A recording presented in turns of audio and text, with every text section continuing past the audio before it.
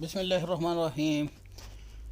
Kick auto expert YouTube channel में खुशामदीद। इंशाल्लाह आज हम बात करेंगे निशान पार्किंग गियर या जो शिफ्टिंग गियर है, जिसको हम बोलते हैं position sensor, shifting gear position.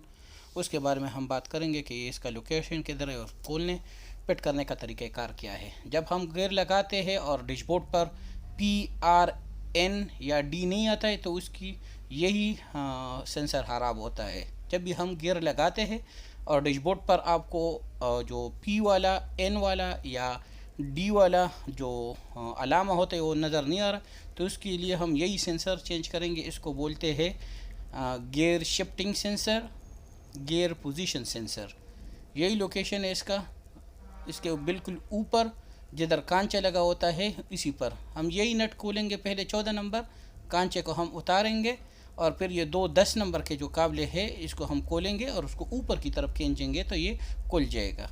यही लोकेशन है इसका, जिधर कांचा लगा होता है कांचे को हम पहले खोलेंगे, उसके बाद हम कांचा को बाहर निकालेंगे।